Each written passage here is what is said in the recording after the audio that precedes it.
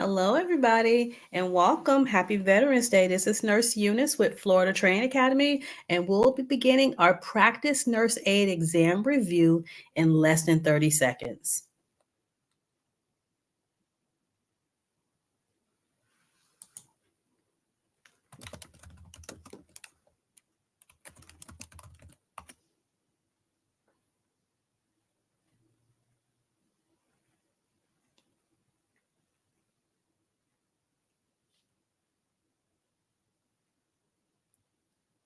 All right, it looks like we have about 12 viewers.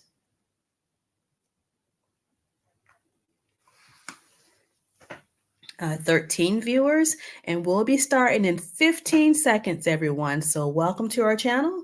Again, this is Nurse Eunice with Florida Training Academy, and we're going to be completing 25 practice nurse aid exam questions with answers. So hello and welcome. And if you are a veteran, if you are someone who has served and protected our country, happy Veterans Day to you. We honor and we salute you.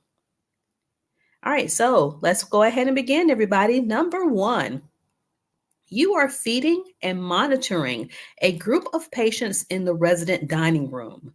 There is no sink in the dining room. What should you do? A, refuse the assignment because it is dangerous and illegal. B, go to the nursing station before and after each patient contact. C, use hand sanitizer that is hanging on the wall of the dining room. Or D, wear gloves because there is no sink in the dining room for hand washing. And so this is something that will commonly happen at an assisted living facility where you may have to, or a group home where you're helping multiple people at one time. So what do you think the best answer is? Can someone give me a response?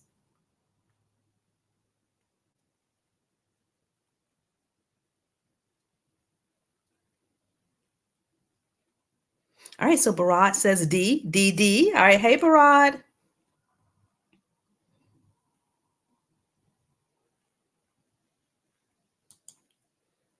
Close, Barat. I was thinking it was D also, but it's actually C. You'd have to use hand sanitizer. Explanation, you should use the hand sanitizer. Although the hand sanitizer may not be as effective as soap and water, it is highly effective. You would not necessarily have to leave to go wash your hands when you're just serving food and assisting people unless your hands were obviously contaminated with bodily fluids, such as vomitus or emesis. All right, let's go to the next one. Yes, Barat, C. All right, number two, you're preparing to give a bed bath to your resident. You check the water temperature. Which is an appropriate temperature for bathing? A, 91 degrees Fahrenheit. B, 101 degrees Fahrenheit. C is 118 degrees. That seems really hot. And D is 125 degrees. If you're using a thermometer to check the water temperature, what should the temperature range be? All right, we're going to be going to the answer in 5 seconds. You got it, Parad. Yay! All right, so the answer is 101 degrees Fahrenheit. So the normal temperature range is 95 to 110 degrees. However, in most of our healthcare settings, we don't use thermometers to gauge the temperature of the water. We're going to, as the healthcare provider, we check the temperature first to make sure it is comfortably warm, and then we allow our resident to check it second. So, hi, Priscilla. All right, so Priscilla and Barad, number three, Mr. Thomas is a well-groomed 68-year-old male. He has had prostate surgery 2 days ago. He has an indwelling catheter and a urinary drainage bag. You have weighed him at 9 a.m. each morning for 3 mornings in a row. Today, on the 4th day, his morning weight is 3 pounds more than it was the day before. Why could he have gained these 3 pounds in one day while also being on a calorie restricted diet? So he's on a 1,000 calorie diet, which is pretty low. A, it is obvious that his visitors have been sneaking him junk food from the local fast food restaurant. B, it may be that his urinary drainage bag was not emptied today and it was emptied on the previous days. C, it is obvious that the scale is broken and that it should be replaced immediately to prevent these false weights. Or number three, a 3-pound weight gain is not significant enough to question and should just be noted. Yes, it is B, Naya, and it's B, Priscilla, and it's B, Barad. Great job, everybody. And so, whenever somebody has an indwelling catheter or a urinary drainage bag, the incorrect term is a pee bag. They have the bag that's holding their urine. Whenever you weigh them, you need to empty that bag first. Otherwise, you're going to get a false high reading. And we want to make the weights as accurate as possible. So, for somebody who doesn't have a urinary drainage bag, if it's just a regular person that you're weighing in your facilities on the mornings or in the mornings, you get them up and you weigh them before they eat but after they've used the bathroom. So the best weights are always done on an empty stomach with an empty bladder. And so this is the full explanation. It's very possible that the urinary drainage bag was emptied on the previous days, but not emptied today.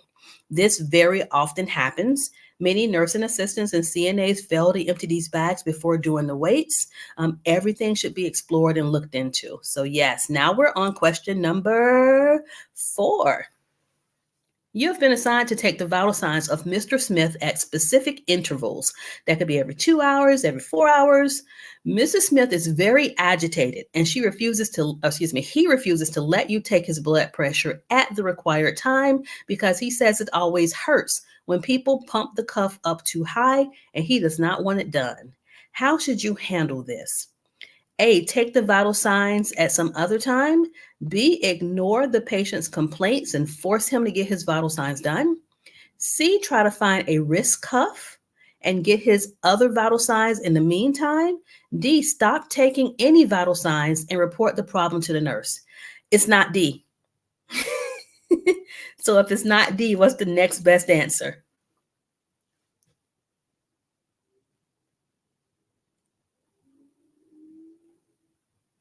All right, I'll be revealing the answer in 4 seconds. What do you all think?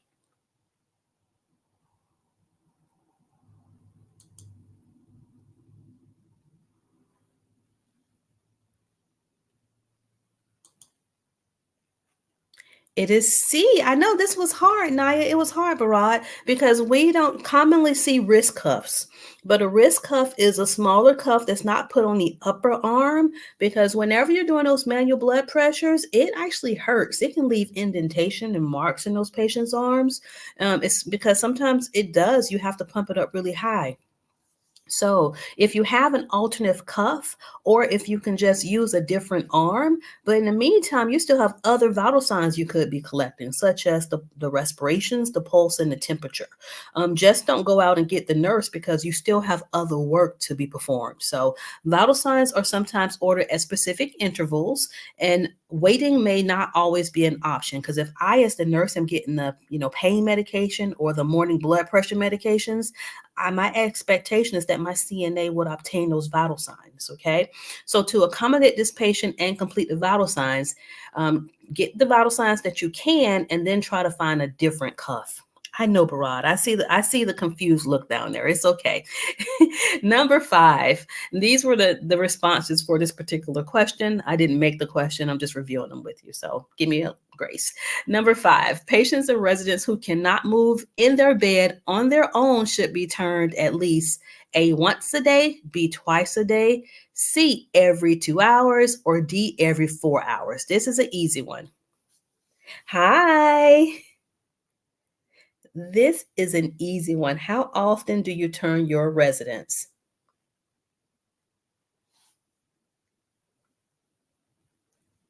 Yes, Sandrine, you're correct. It's C, every 2 hours. Patients and residents who cannot freely move about in bed must be turned at least every 2 hours in order to prevent pressure ulcers and skin breakdown. Some need even more turning. So if someone complains of pain, of course, you can reposition them before the 2 hour mark. Yep, so a lot of people got that one right. Hey, Rashida. Number 6, peripheral vascular disease. We just call it PVD. Is very common, and a CNA can perform certain functions that can help with it. What might you do in your daily care with this in mind? So, peripheral, think of the blood flow. Vascular, you can think of the veins, and then disease. So, this person has a problem with the blood flow. Okay, so the vascularization. Do you want to A, massage their legs when you bathe them? Do you want to do B, apply TED hose early in the morning as she's getting up? What are TED hose? Have you all seen those thick white stockings that we put on people to help with blood flow? So those are TED hose. Would it be C, apply her TED hose as soon as she goes to bed to help her leg swelling to go down overnight? Or would it be D, give her an 81 milligram baby aspirin to prevent blood clots? CNAs do not give medication, so we know the answer is not D. Yes, Naya, it's the socks. All right, so Barad says C, and I'll explain on the next screen. Naya, Rashida, Sandrine, do you all have any answers?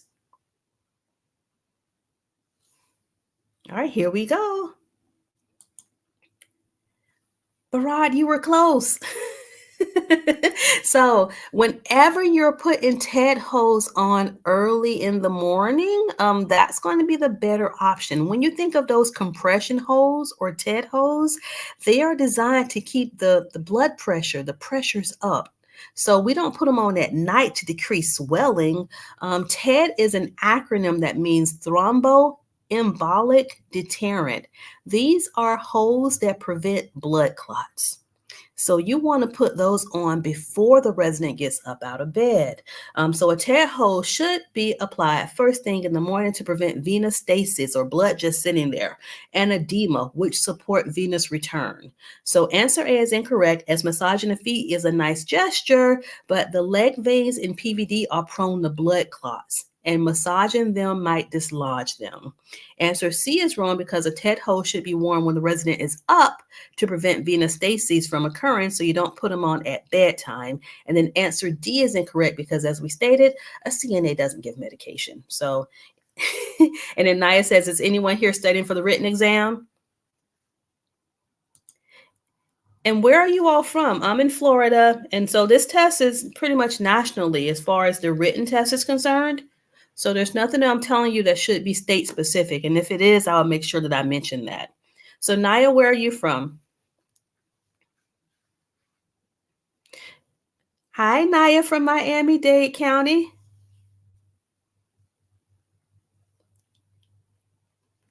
All right, so I'm going to continue while you all are letting me know what cities and states or countries you're viewing from. Number 7, a good diet must have all 4 food groups. The 4 food groups are, let's see if you remember this from nursing school, elementary school. A is grains, dairy, vegetables, and fruits. B is grains, dairy, fruit/vegetables, and meat. Don't forget meat. C is carbohydrates, fats, dairy, and meat. And then D is carbohydrates, fat, grains, and fruit. Hi, Courtney from Orlando, Atlanta, and Rashida from Jamaica. All right, so what are the 4 main food groups? Hey, Nikki Bella, I just saw you. Hi. Naya, no question mark. Put an exclamation mark. It is B. It is grains, dairy, fruits and vegetables, and meat. All right, so those are the 4 main food groups. And you all, we do have our CNA exam prep manual, but it's more focused on the skills. And we do most of our written review or our written prep online on our YouTube channel. But if you want to purchase our workbook, it is available on Amazon. We have an Amazon store, and I'll make sure that I put that link in the description area in a few moments. Hi, Nikki from Orlando. All right, so number 8, CNAs assist residents as needed with ADLs, and ADL stands for Activities of Daily Living. Which set of tasks includes ADLs? All right, Sandrine in Connecticut. A, talking on the phone, writing checks and paying bills. B, toileting, transferring, ambulating. Ambulating is another way of saying walking. C, administering medications. We automatically know it's not C because the CNA does not give medications. D, establishing goals for ambulation. Yes, everybody, it is B. Hi, Jessica from Nambia. I think I said that correctly. Hey, Shalon. Hey, Courtney. Yes, it was B. That is correct. All right, so ADLs includes activities such as bathing, dressing, grooming, eating, and bed mobility. Instrumental activities of daily living, so IADLs, include skills needed for independent living. Medications and wound care are nursing interventions, and a licensed physical therapist sets the goals for physical ambulation. So that's why answer D was not the correct choice. Hi, Shalon from Long Island. All right, I like this one. This is a long one. Number 9.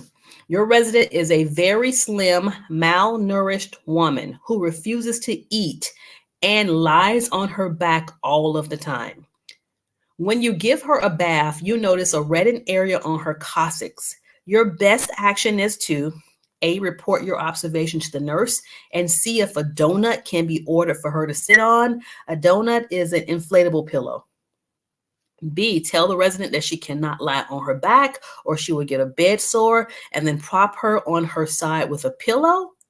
C, pass your findings on to the oncoming shift in a report so they will keep her off her back, then document your observations and your actions.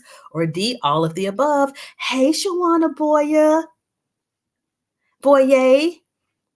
what do you all think the answer is? You're trying to prevent a bed sore. What's the best response?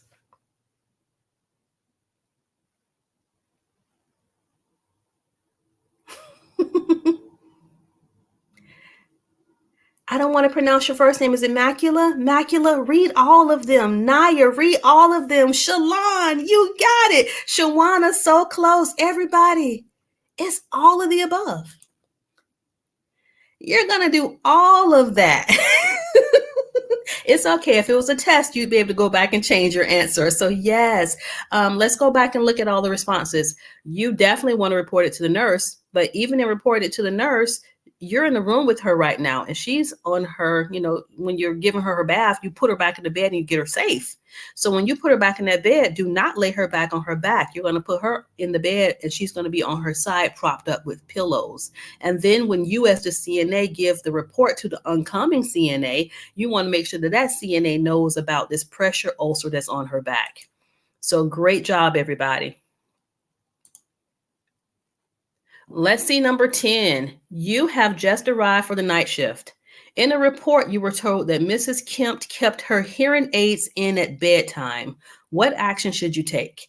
Hearing aids are super expensive, and if we lose them, if the patient loses them, the facility is still responsible. So keep that in mind. A, when you make rounds, tell her she needs to remove her hearing aids, but she keeps them in at bedtime, okay? B, when you make rounds, place a hearing aid container at the bedside so she can remove them when she wakes up. C, if they become dislodged during the night, place them in her nightstand. D, take them out of her ears while she is sleeping. Mrs. Kemp is going to punch you if you do number D. So what do you think the answer is?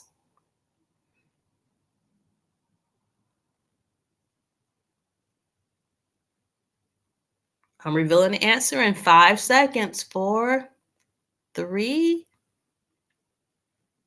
2. B, everybody.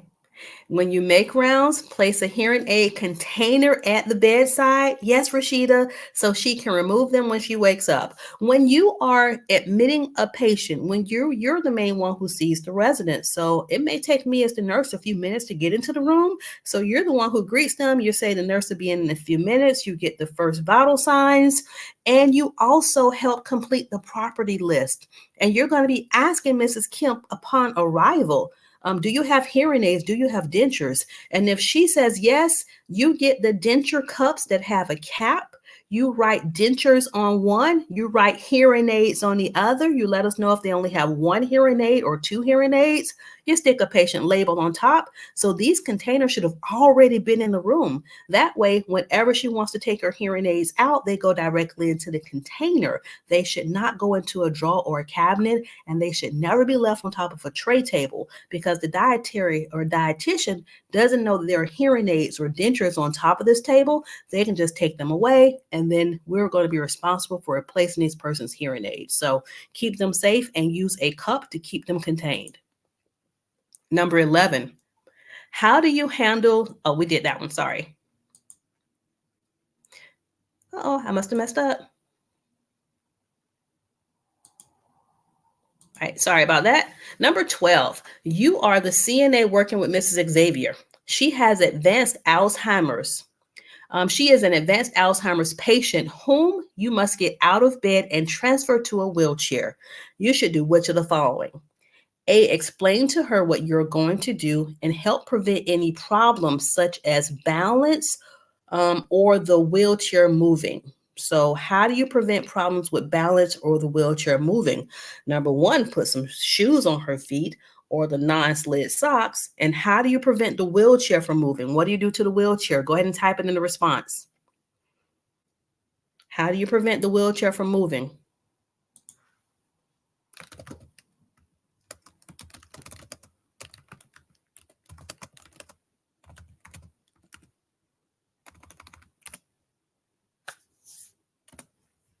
All right, so I typed it in for you. Yes, Shalon, we have to make sure those brakes are always locked. So I'm leaning towards A, but let's read the others.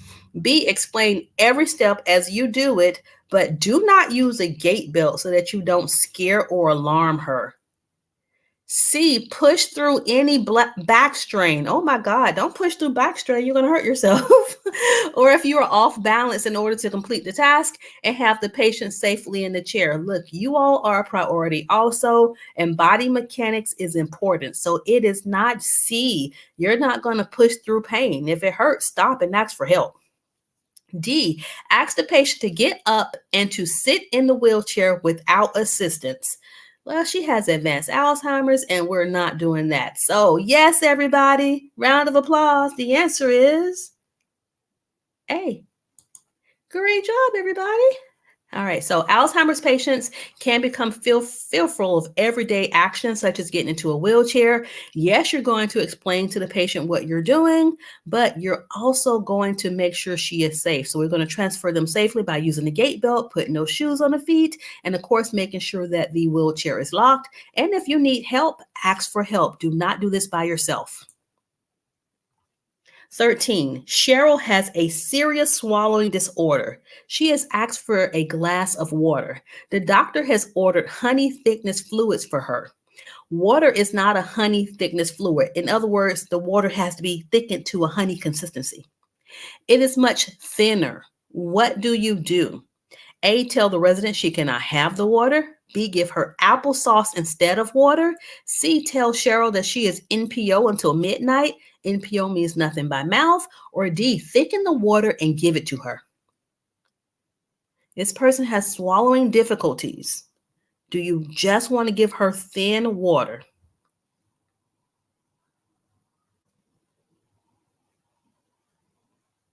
I'm revealing the answer in 3, 2, yes, Barad, it is D. Great job. You're going to thicken the water and yes, Shalon, and give it to her. So you all, there's a powdery substance that anytime someone's on swallowing precautions, the speech therapist will do the swallowing evaluation and they will determine how thick the fluids can be, how thick the fluids have to be in order for the patient to swallow them safely. And so they may say a honey consistency. So you would put enough powder into the water until it thickens up the water so the person can swallow it safely. That's going to prevent aspiration. Whenever you think of aspiration, instead of food going down into the esophagus, going into the stomach, the food enters the trachea and enters the lungs. And that's when the person starts coughing while you're feeding them. To prevent aspiration, you're going to sit them up, give her the honey thickened water. And if she still has problems, please notify your nurse. Number 14, while providing perineal care, I say that as 2 words, like 2 names, perineal. Our foreign-born nurses usually say perineal. Either way, don't say it to your patient because they won't know what you're talking about. So when providing perineal care or you're cleaning their genital area, when providing perineal care and cleansing a female resident who is incontinent of urine and stool. So in other words, she has not only urinated on herself, she's also defecated on herself. So you have pee and you have poop. What should you do? Do you wash from the rectum towards the groin? Or do you do B, clean from the labia or the vaginal lips down towards the rectum or the butt? Do you do C, clean only the external and internal labia? Her butt's just gonna be nasty, so don't do C.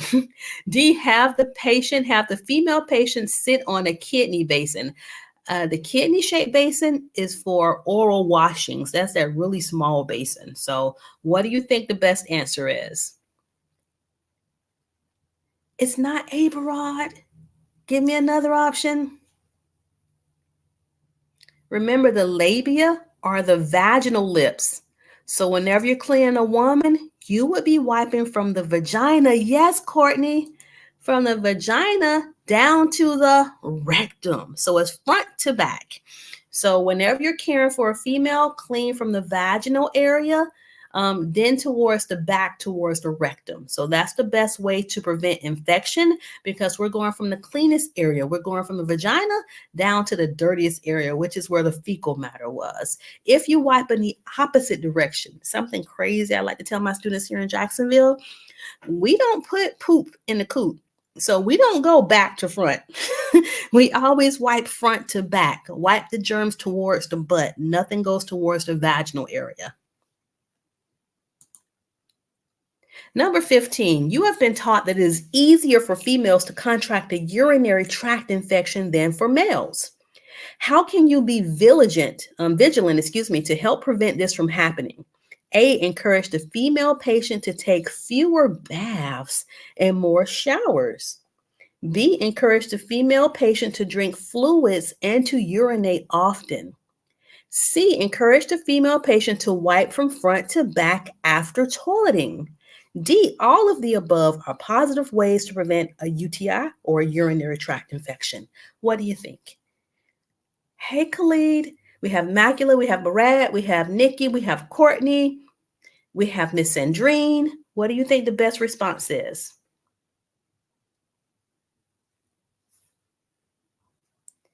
I'm revealing the answer in 3, 2, and yes, it is D. It's all the above. So the baths, you all, women shouldn't necessarily be sitting in a hot bath. It's best for them to shower if they are prone to getting urinary tract infections. So think about when someone goes to a sauna, all of those germs are just in that water bubbling. You don't want to sit in it because it's going to get in your private area. So whenever someone is prone to UTIs, we don't encourage bathing, like sitting in a tub. We encourage showering. So that could have been what confused some of you all. But all of those responses were correct.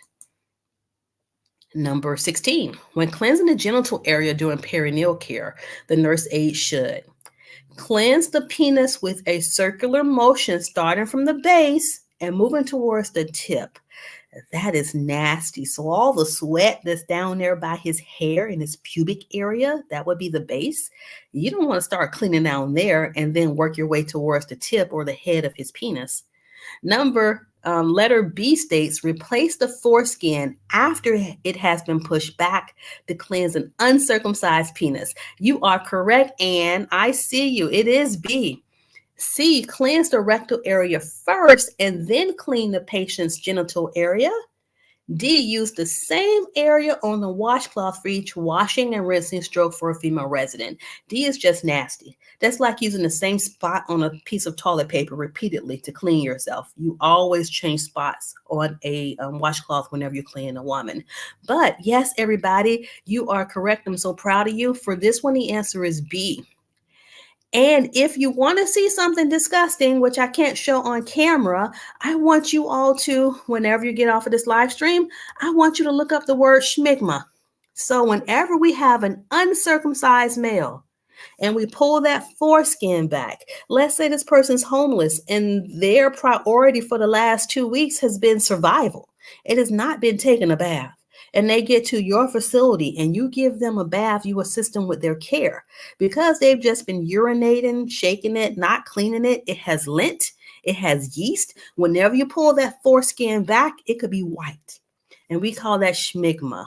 Of course, you're going to notify your nurse, but you have to pull that foreskin back, start cleaning at the head or the tip of the penis, circular motions down, When you get to the testicles, don't forget that older men's testicles are not nice and firm. They hang down low. Make sure you lift them up and clean the rest of it. And I know that may be a lot for you to consider, but I need for you to provide good care. And we don't like our men to be dirty down there. So you want to wash everything, rinse it and dry it. And when you're done, make sure you pull that foreskin back forth. So you need to recover that penis again. Don't leave the foreskin retracted. Sorry to give you that good visualization on a Saturday morning, but you're going to be seeing it in person real soon once you pass your CNA test. 17, blank may result when patients or residents ignore the urge to defecate. What does it mean to defecate? What does it mean to defecate? Because it's going to be hard for you to answer this question if you don't know what that means. Blank may result when patients or residents ignore the urge to defecate. You want to put it in the chat.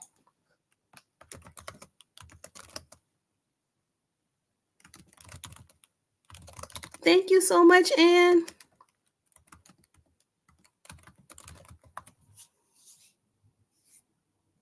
All right, so what's the definition of defecation? You're right, Courtney, it is A, but what does it mean to defecate?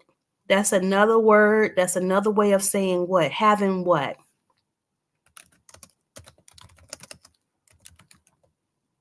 You're correct, Barrett.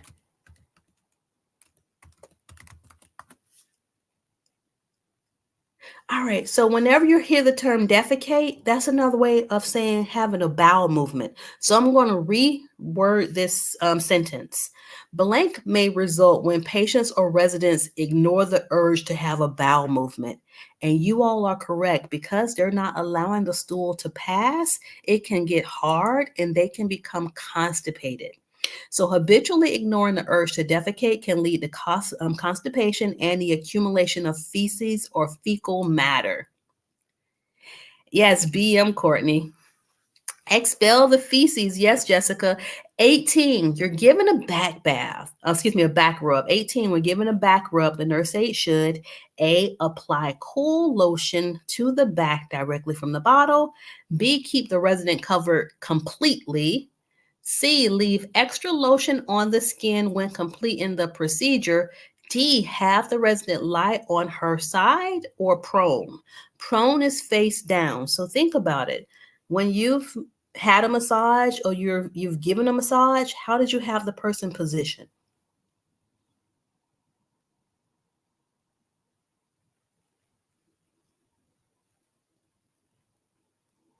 All right, we're going to be revealing the answer in 3, 2, and 1. The answer is D, you all. So the resident should be placed on their side, which is called, yes, Barrett, yes, Chandrine, which is called the lateral position. Prone is when the person's on their stomach. So prone is face down. So when you go to get a massage, when you're at the massage parlor, they usually have you lay on your stomach. At no point do we completely cover them, because we have to expose the part that we're massaging. And then we also do not apply lotion directly from a bottle. We would warm the lotion in our bare or our gloved hands before applying it to someone's skin. So with all that being stated, D is the correct response. All right, we only have 6 more questions left. I appreciate you all for joining in. And don't forget, if you haven't subscribed to our channel, please do so. And also like this video. We appreciate you. And someone, thank you for the hearts that I see there. Please, I need some direction from others to pass the board now or soon. Lost my chance. And email me offline, dear. I'll put my email address in the chat. I'm not sure how I can help you, but I'll figure out how I can provide you with some resources so you can pass your test. 19, you are ready to wash your patient's face. You should start washing what area of the face? You should start by washing what area of the face. So in other words, what do you wash first? The forehead, the eyes, the ears, or the cheeks? Everyone should get this right. My fingers are crossed. What do you wash first? Yes! Everybody? Is it Mimosa and then Sandrine? You all are correct. The answer is B, we're going to start with the cleanest area. We don't want to put anything else in the eye. So, whenever you're bathing someone and you're washing their face, you start off by washing their face first. Specifically, you start by cleaning the eyes first. And you always start off with the inner cannula, working towards the outer cannula so you don't push germs into the eye. You're welcome, Anne.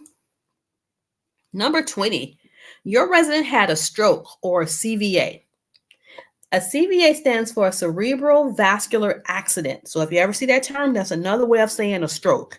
I'm just going to say that again. A CVA is cerebral vascular accident or a stroke. They had this 5 years ago. The resident still has right-sided weakness. You are ready to transfer the resident from the bed to the wheelchair. The wheelchair should be positioned how? A, at the head of the bed on the resident's right side. B, at the head of the bed on the resident's left side. C, bottom of the bed on the right side. Or D, bottom of the bed at the left side. So you have this person sitting up at the edge of the bed. Where do you place this wheelchair? This one's hard, so just give me an answer. We'll explain it in a few seconds. Baraj says A. It looks like, Barad, you're the one who's going to answer. So let's see. Everybody, we're revealing this. All right, Ann says B. All right, Chandrine said D. I know this was hard. So great job, Ann. Whenever, and I think this person, let's make sure we know what side of the body was weak. The person had right-sided weakness. So I want you to envision an older person getting out of the bed. The right side of their body is weak. You want to place the wheelchair at the head of the bed on the patient's left side. This will assist the resident so they can help with their stronger side. And I know it may be hard for you to visualize it now, but just practice it at home. Pretend like you're weak on one side and have somebody try to assist you in the wheelchair. Is it going to be easier for you to get into the wheelchair or the chair in your house if they let you lead with your strong side? Or if they try to get you to lead with your weak side. So that's why the answer for this one is going to be B as in boy, because the person can assist with their stronger side. Number 21, dried beans. I got this one wrong, y'all. So I'm going to see if you all are smarter than a nurse. Dried beans are part of the blank group of foods. A, dairy. B, vegetable. C, meat. D, grains. Dried beans. Yes, Sandrine, I agree. All right, so Brad said D, Sandrine said D. What do we have, Jessica, SC? All right, Brad said D again. Mamose says D. All of us were wrong, you all. Dried beans are considered a meat because they have protein. Yeah, I need to go back to school. So if your patient is a vegetarian or if they, refuse to eat meat, try to encourage them to eat some, of course, we're not going to give them dried beans. We're going to give them cooked dried beans. So maybe some kidney beans or something. And that will help to increase their protein intake. Why is protein important? What does it help build? Can you put that in the chat? I know, Brad. What does protein help build? Is it fat?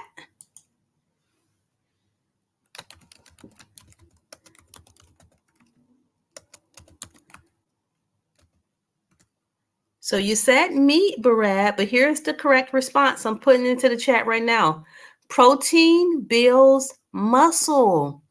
So if you have a patient, yes, like bodybuilding, yes. So if you have a patient who is not eating enough protein because maybe they don't eat meat, what's going to happen to the muscles? They're going to get weak. So that means you're going to put your person at risk of atrophy or muscle weakness and also pressure sore development. So that is why you have to know these alternate protein sources, because if your patient won't eat one thing, maybe we can recommend something else to them in order to make sure they're having the nutrition that they need. I'm going to miss you all. We're almost on our last question. All right, so we have 25 questions, three more to go. Number 22, Miss Taylor is a blind person. You are passing out residents' meals in the resident dining room. Miss Taylor is able to eat on his, excuse me, Mr. Taylor is able to eat on his own, so you should. I'm going to repeat that because I messed it up. 22, Mr. Taylor is a blind person. You are passing out residents' meals in the resident dining room. Mr. Resident is able to eat on his own, so you should do blank. A, just put the plate in front of him as he does not need help. B, feed Mr. Taylor because it is faster. C, explain the positions of the food using the positions on the clock. Or D, none of the above. And if you have pen and paper, if you go to our website, which is fltraining.com, there's a contact us page. So fltraining.com, and then you can contact us. But my email is admin@fltraining.com. Yes, everybody, the answer is C. So Essie and Sandrine, you are correct. It is C. So whenever you have somebody who's blind, if they're a child, and they were born blind, they go to school, the school of the deaf and the blind. If they're an adult who lost their sight due to diabetes, due to glaucoma, due to injury, they should know what a clock looks like. So we always use a clock pattern. So you should place the food in front of your patient and describe the position of the food using the positions on the clock. For example, you would say the potatoes are at 3 o'clock, the beans are at 9 o'clock. And with their clean hands, I either let the patient touch the perimeter or the outside of the plate, or because I've cleaned their hands, I allow them to touch the food. And don't forget that whenever you are assisting someone who has a visual impairment to eat, they do not eat with a fork because they could poke themselves. Instead, they're going to eat with a spoon, okay? This would be a person you would be assisting. They're not a total feed.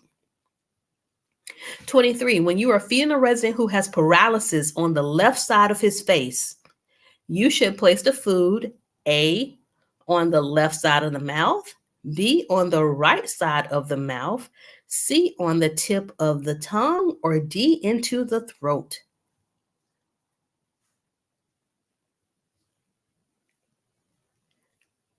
Left facial paralysis. So the left side of the face is drooping. Where do you place the food? Yes, everybody. B, great job. You're going to place it on the right side of the mouth. And that's going to be the safest for the patient because that's going to allow them to chew their food and then eat it safely. What's that A word that we're trying to prevent? Do you all remember what I said it was? When the food goes into the trachea instead of in the esophagus down towards the stomach? Yes, the correct answer is B. But what is the word that we're trying to prevent from happening? It starts with an A.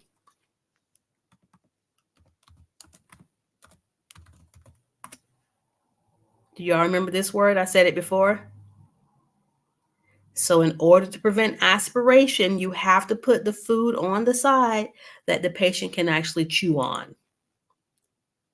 24, whenever you see the abbreviation AC, think of a diabetic. All right, so the abbreviation AC is defined as A, before the meal, B, with the meal, C, after the meal, or D, anticorpus. So I want to put this in a medical sentence for you. Check the blood sugar, AC blank. Yes, it is A. So whenever you see the term AC, AC means before meals. And how would that relate to a CNA?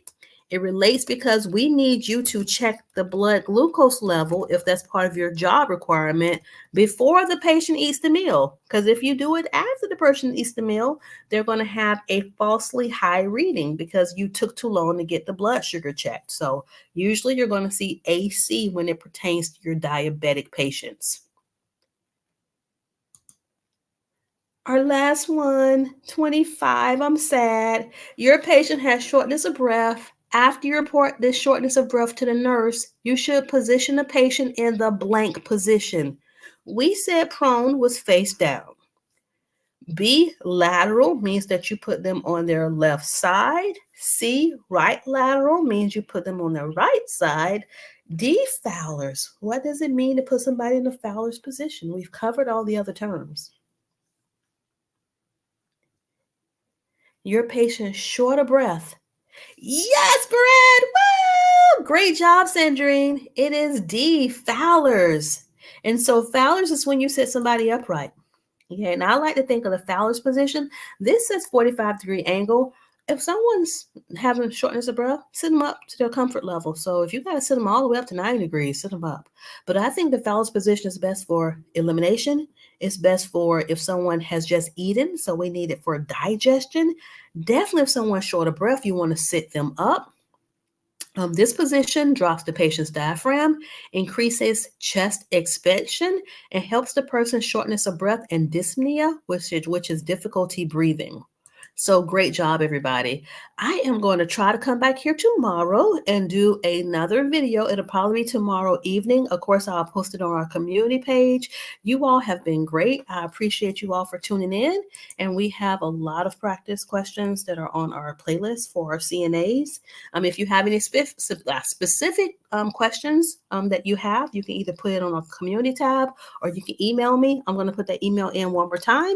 It is admin@fltraining.com. Don't forget to like the video, subscribe to our channel, and you can shop with us on our Amazon store, and you can also purchase our workbook. So thank you all. Thank you, Barad. It's been fun, all of you all. Have a great weekend. Goodbye.